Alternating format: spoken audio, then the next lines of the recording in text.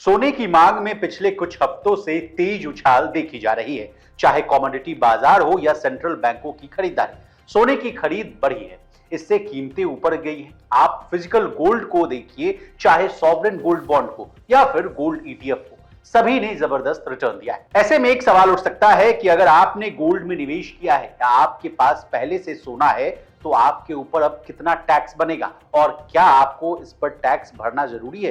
तो चलिए गोल्ड को लेकर या टैक्स को लेकर आपके मन में उठ रहे सारे सवालों का जवाब देने की कोशिश करते हैं। नमस्कार, आप देख रहे हैं लोकमत हिंदी और मैं हूं आपके साथ विशाल शर्मा। देश की अधिकतर आबादी या तो फिजिकल गोल्ड खरीदती है या गोल्ड म्यूचुअल फंड या गोल्ड ईटीएफ में पैसा लगाती है।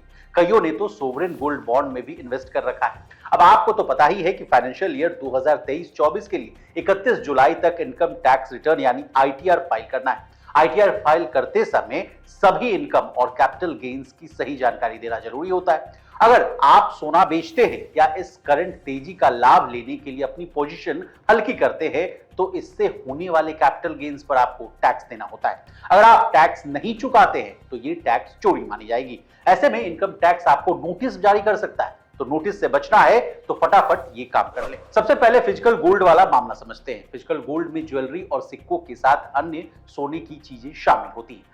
अगर आपने सोना 3 साल के अंदर बेचा है तो इसे शॉर्ट टर्म कैपिटल गेन माना जाता है।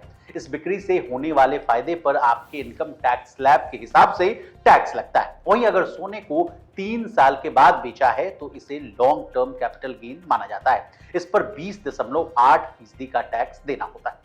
गोल्ड म्यूचुअल फंड या गोल्ड ईटीएफ पर लाभ हुआ है यानी प्रॉफिट हुआ है तो क्या करना होगा।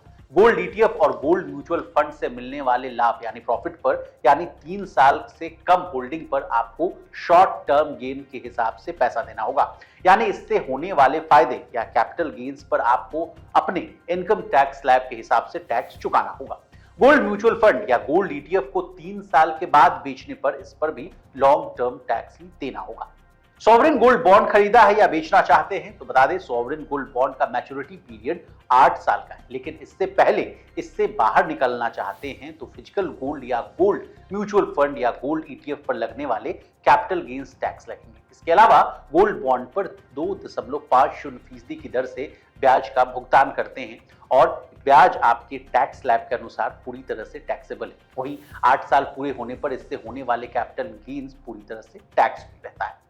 इस कहानी में बार बार कैपिटल गेन्स टैक्स का जिक्र हो रहा है। जाते जाते कैपिटल गेन टैक्स क्या होता है आसान भाषा में जानिए और समझिए। मान लीजिए आपने कुछ साल पहले किसी प्रॉपर्टी या सोने में 1 लाख रुपए का निवेश किया था, वो अब बढ़कर 2 लाख रुपए हो गया, तो इसमें 1 लाख रुपए को कैपिटल गेन्स यानी प्रॉफिट माना जाता है। इसी पर आपको टैक्स दिया जाता है। बता दें, इनकम टैक्स दायर करते वक्त आपको सोने पर खरीद फरोख्त से होने वाली इनकम को income from other sources column में दिखाना होता है। इसी तरह देश और दुनिया और बिजनेस जगत से जुड़ी तमाम ताजा तरीन खबरों के लिए बने रहिए हमारे साथ, देखते रहिए लोकमत हिंदी।